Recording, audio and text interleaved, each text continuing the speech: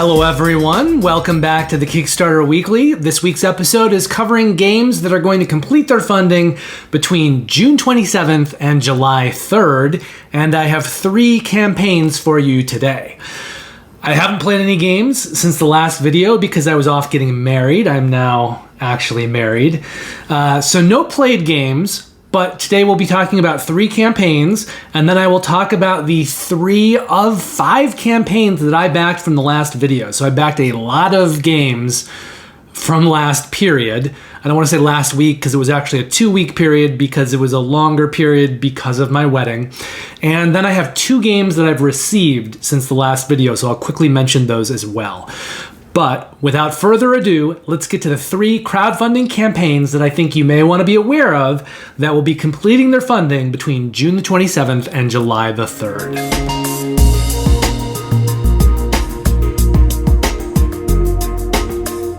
Now, the first of these is called Bot Factory. It had a minimum required funding of $100,000. They're currently at $118,000, which is a little over 1 times that minimum required funding goal.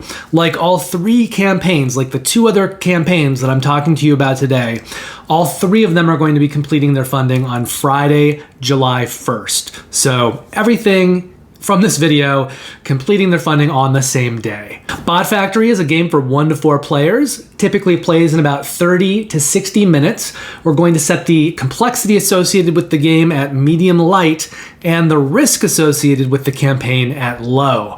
Now, if you're familiar with Vital Lacerda, he makes a lot of complex games. He's actually my favorite designer. He did a game called Lisboa. That's actually my favorite game of his, so I think that puts it in my #1 game spot of all time. And a couple years ago, they did a lighter version of Lisboa. It was called Mercado de Lisboa. And they took the primary mechanic from Lisboa, although there are many. So they took one of the primary mechanics and they made a smaller, lighter game, more for casual gamers, and perhaps as a way that you can, get lighter gamers into the world of Vital Lacerda, because a lot of his games are very chunky. Now, I didn't think that Mercado de Lisboa was very successful as a game. There is a solo mode involved with it, but the few times that I played it, I just didn't find that it had the level of choices that I like in my game. I personally felt like something was lost going from Lisboa to Mercado de Lisboa. Now here with Bot Factory, they're doing something similar. The game here, though, is called Kanban EV. So they've taken some of the core mechanics from Kanban EV and they fashioned it into a lighter game in this new game called Bot Factory. Hopefully it will be more successful than at least my opinion of Mercado de Lisboa was. But if you have to distill it down, it is essentially a worker placement game if you're looking for one central mechanic. Now, this latest game is a collaboration between 2 designers, one of them being Vital Lacerda. This is the same situation that was true of Mercado de Lisboa, but this is a different designer working with Vital Lacerda. So we've got Vital Lacerda. He's best known for The Gallerist, Kanban EV, Lisboa, On Mars, and Venus Deluxe Edition. And Vital's collaborator on this game is Joao Quintela Martin, who's previously worked on Gelato Mio, Lusitania, and Vidrado. The artist on Bot Factory is Pedro Soto, who is the same artist that worked on Mercado de Lisboa, but the 3 games that he's best known for are Guilds of London, Holmes, Sherlock and Mycroft, and The Red Cathedral. And the game is being published by Eagle Gryphon Games, who are best known for Brass Lancashire, The Gallerist, Lisboa, On Mars, and Through the Ages, A New Story of Civilization. Now, because when I talk about the pledge levels in these entries, I do not include pledge levels that have less than 100 copies, there's only one pledge level for me to be talking to you about today, and that is the $48 pledge level for Bot Factory. They do have several other pledge levels at higher amounts that also include a copy of On Mars, a copy of Lisboa, or a copy of Kanban EV, but all of those are less than 100 copies total, so I don't typically cover those. Also, as far as add-ons go, you can, in the add-on section, add on any of Vital's Eagle Gryphon games, which is almost all of his games. They have a very long list on the Kickstarter campaign page that lists all of those games and says that they will be available in the Pledge Manager, but there are no prices listed. Shipping in the continental US is listed as $9, but that is only if you're getting Bot Factory. If you add on more games, no doubt that shipping will be increased. And finally, Eagle Gryphon Games is looking to deliver Bot Factory in May of 2023. From there, we moved to a game called Septima, which had a minimum required funding goal of $74,000. They're currently sitting at $617,000, which is about 8 times that minimum required funding goal. Septima is also going to complete its funding on Friday, July 1st. This is a game for 1 to 4 players that plays in about 50 to 100 minutes. Complexity is listed as medium heavy, and we're going to set the risk associated with this campaign at low. Now, this game is being published by Mindclash, who's probably my favorite publisher of all time. They just do such an amazing job on all of their games, such a high production level, and they tend to make very heavy, complex games. Septima is being billed as probably their lightest game to date. Although that has to be taken with a grain of salt, it's still considered to be a medium-heavy game. It's just the lightest game in their oeuvre. But it's not a light game. It's just the lightest game that Mindclash has done. And it's going to use mechanics like area majority, hand management, and variable player powers. But more importantly, it's themed around witches and witches and covens. There's definitely a large amount of set collection in it as well, but I'd say the most key mechanic in this game is the simultaneous action selection. The way this is going to work is that all the players will be choosing their actions at the same time, and if players choose the same actions, there are going to be witch hunters in the game that become alerted to their presence. So players are doing this simultaneous action selection, but they're trying to anticipate what the other players might be choosing, and they're trying to target actions that the other players aren't taking.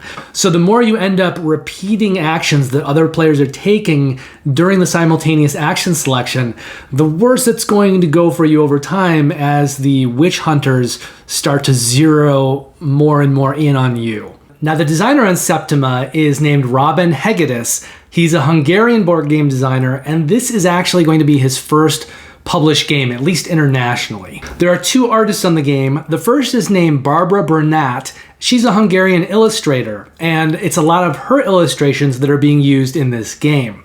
The artist who actually is doing the illustrations based on her work in the game itself is named Vila Farkas, and she's worked on a lot of Mindclash's other games. That includes Anachrony, Cerebria, The Inside World, and Tricarian, Legends of Illusion. Mindclash is the publisher here. The 3 games that they're best known for are those same games: Anachrony, Cerebria, The Inside World, and Tricarian, Legends of Illusion. Now, much like Bot Factory, Septima is really only offering you 1 pledge level, and I think that has a lot to do with what's going on right now with global shipping prices, production, all of these other kinds of things. I think they're trying to keep things as simple as possible. So even though Mindclash typically makes very deluxe games with lots of great components, what they're doing here is they're making a bit of a smaller game, a less complex and smaller game. It still looks gorgeous. It's just on a bit of a smaller scale than usual for them. And they're just going all out. They're doing 1 version, at least for this Kickstarter, and that is the deluxe version only, just to keep it simple. So if you want to pledge for Septima, you're going to be pledging $79. That is the deluxe edition. There is 1 add-on. For $16, you can add on metallic wisdom tokens, which are kind of the currency of the game. So essentially, these are metal coins, really. And continental US shipping is being estimated at $14, with Mindclash intending to deliver Septima in May 2023 as well. Bot Factory is delivering in May 2023 too.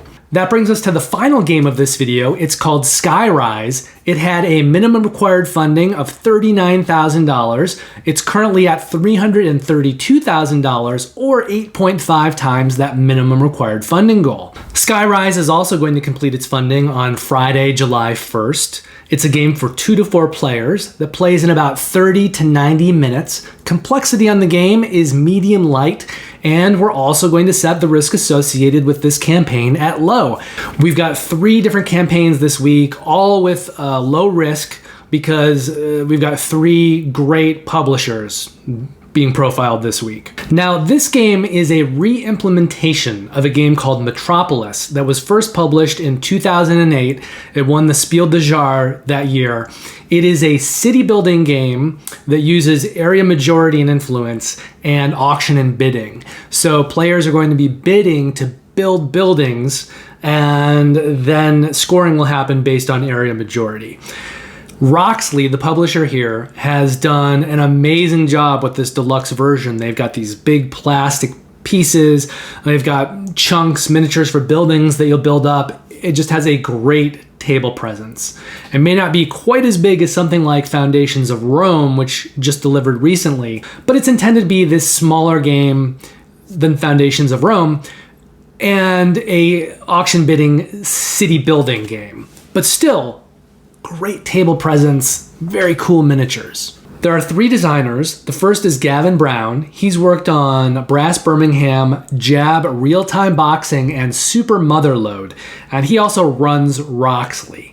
So they've taken this game, Metropolis, that was designed by Sebastian Pauchon. He's back on board as designer as well, and he's previously designed such games as Jaipur, Jamaica, the original Metropolis, and a game called Ispahan. And then of course you've got Gavin Brown, who's helping to kind of re-implement this and bring this over into Roxley's stable, and also Adam Wise, and he has worked on such games as Guerrilla Marketing, Head of Mousehold, and Mask of the Red Death. Now, what's making this game even more special is that the art on it is by Andrew Bosley, who's a favorite of mine. He's worked on such games as Blood Bowl, Team Manager the card game, Citadels, Everdell, Mission, Red Planet 2nd Edition, and Tapestry. And of course, it's being published by Roxley. They're best known for Brass Birmingham, Brass Lancashire, the whole Dice Throne series, but of that, the game that's sold the best or is rated the best is Dice Throne Season 2 Battle Chest. They've also put out Radlands and Santorini. Now, there are only 2 versions of this game, so only 2 pledge levels. If you don't want to spend a lot of money, you can get the bare bones version. It's for $49. It's called Essentials Edition. But if you want to spend more, get the nicer, more blinged out edition. That is the $75 Collector's Edition. That's going to include 5 of these plastic island boards, so you'll be able to put them around and sort of set up the foundation for the city. If you don't get that version, it's going to be just more of a game board. And also with the deluxe version, you'll be getting these 3D building miniatures. In the standard version, you just have wooden buildings. They all look the same from faction to faction. They still look nice. They all look the same, but they do have one version per faction, kind of like the main headquarters unit that's different. In the 3D building miniatures with the nicer collector's edition, all of the building miniatures are differently sculpted within each faction. So it stands out more, looks a lot cooler, but it's got a bigger price tag on it. Now, if you want to just get the cheaper version and add on a few things, there are a couple of add-ons. One of them is the pre-washed minis, which you can get as an add-on for $18. And then for $10, you can get the wooden token pack. They are screen printed. So that means they are an upgrade from the cardboard tokens that are included with the Essentials edition, the cheaper edition. Now, in the continental US, shipping is being estimated at $9, and Roxley is planning on delivering Skyrise in June of 2023.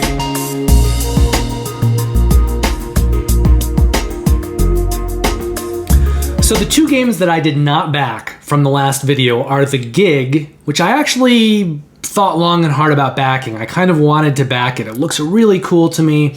I like a lot of the games that Brain Crack Games have been putting out, but it's just a case of I can't back everything. So somewhere along the line, I have to make choices. Even though I do back a lot of things, probably more than most, I still can't back everything, and I don't even try to. So The Gig was one that just didn't make the cut out of too many things. I also didn't back Kedem's Dragons, and while I like Richard Breeze, I like his design style, I like a lot of his games, I really like Keyflower. In fact, I'm going to be playing that this weekend. The auction mechanic in Kedem's Dragons that players engage with in order to be able to take their worker placement actions, it's just not a mechanic that I like. Kind of auction for action. I don't like that. I don't like to lose those kinds of auctions and then have my plans interrupted. Auction and bidding games aren't really my favorite in general, but when I do play auction bidding games, I'd probably rather play a game like Skyrise than a game where I'm having to bid to then try to take my actions, and if I don't win the bid, things could fall apart. So again, it's just a case of me not loving that mechanic, and if I was backing more things, I'd probably back Kedem's Dragons anyway. I'd give it a few plays. If I didn't like it, I'd sell it, pass it on. But in this case, it just didn't make the cut. There's too many games, which means I backed the other 3 games from that video. The first one is Aeon's End, Past and Future. I love Aeon's End. It's my favorite of 2 deck builders. My favorite 2 deck builders are Aeon's End and Thunderstone Quest. And to date, I have everything for Aeon's End. So backing the new campaign, getting the new quests that make up Past and Future was kind of a no-brainer for me.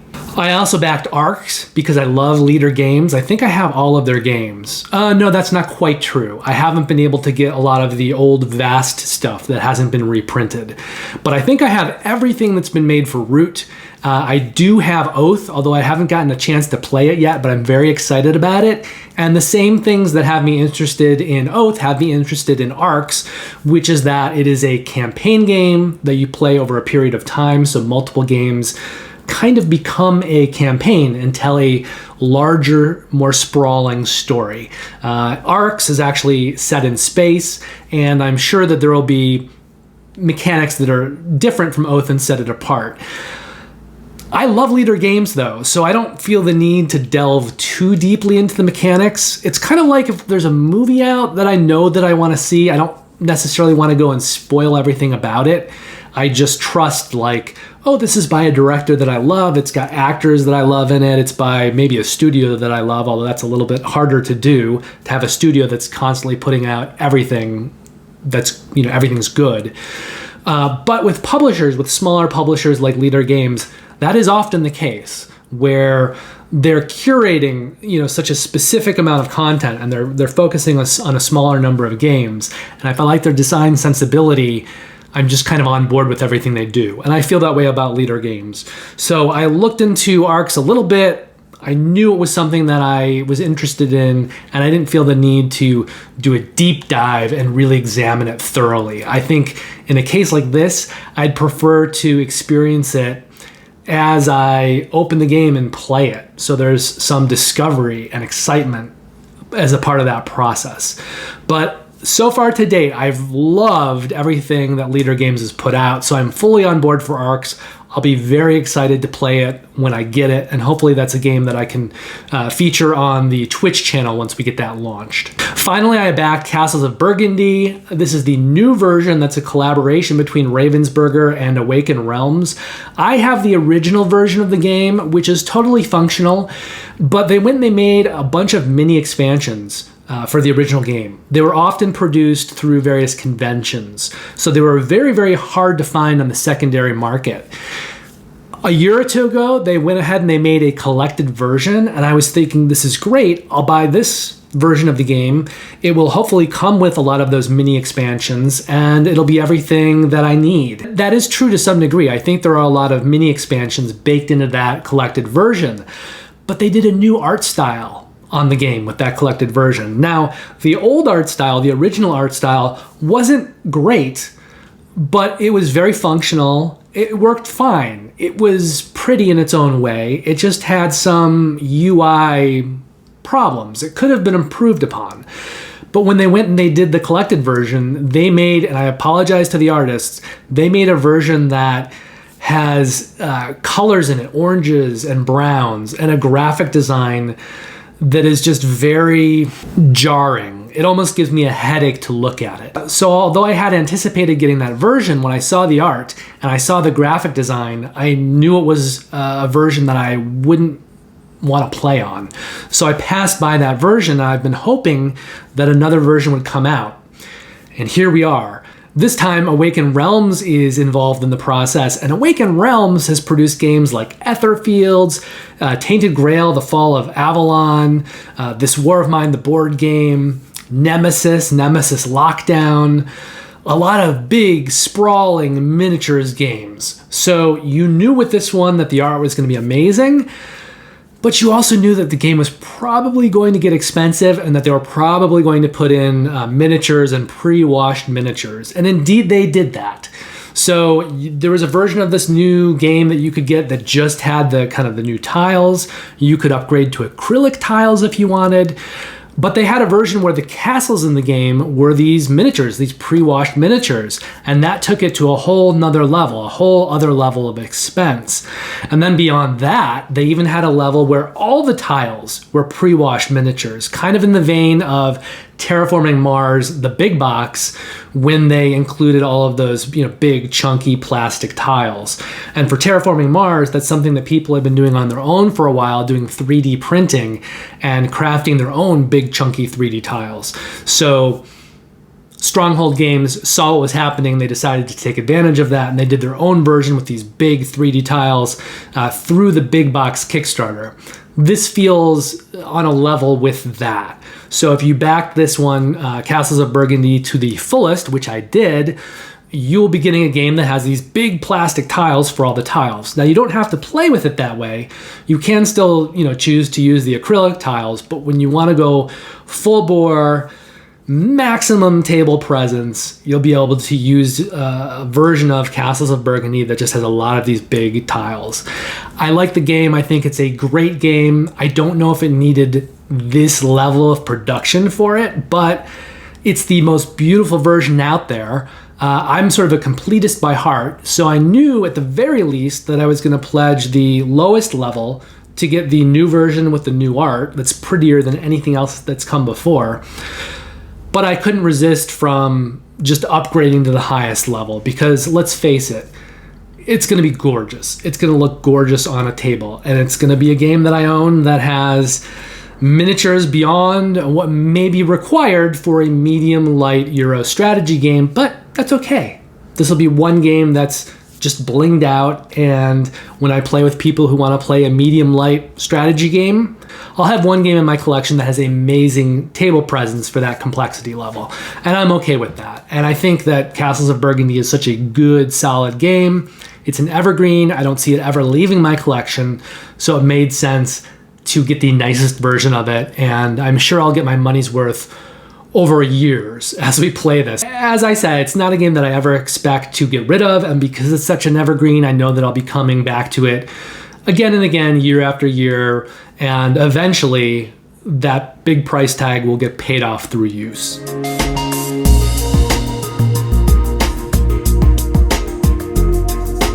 I've also had 2 new acquisitions since the previous video. The first just came in yesterday. I haven't even had a chance to unwrap it yet, but I know that it is Circadians Chaos Order, along with the first game in the series because I skipped it the first time around. So this time, when I pledged Circadians Chaos Order, I also pledged Circadians First Light 2nd Edition. This is a science fiction trilogy by Garpel Games, probably best known for their Of the North Sea trilogy and their Of the West Kingdom trilogy. They have just started their Of the South Seas trilogy, and they're kind of midway now through this science fiction trilogy, which is apart from the others.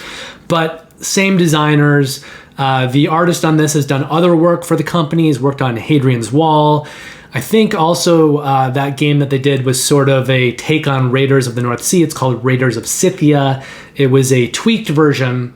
I think it incorporates both expansions from Raiders of the North Sea and then just kind of refines everything further. So I'm looking forward to digging into both of those games. I'm a big fan of Garpel Games in general. I think they make really good medium heavy Euro strategy games, and I'm always looking forward to what they're doing next.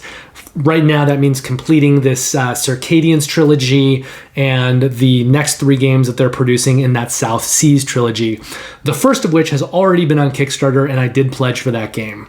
The other package that showed up was Vengeance Roll and Fight Episodes 1 and 2. There's a game that came out a few years ago called Vengeance. I was very intrigued by it. It's a solo game though, and it's got a lot of miniatures, but because it's a solo game, all you're really using those miniatures for is to sort of set up a scene. And then you're walking through the scene with all these miniatures, kind of like a samurai, and you're using various techniques and action selection to go through and take out all of these enemies in this massive kind of samurai setting, or think Kill Bill if you haven't seen samurai movies, old Kurosawa movies, but anything like that. But here's the thing, ultimately, even though Vengeance looks gorgeous because they've got all these miniatures, because it's just a one-player game, it's a solo game, there's no reason they couldn't have just used tokens.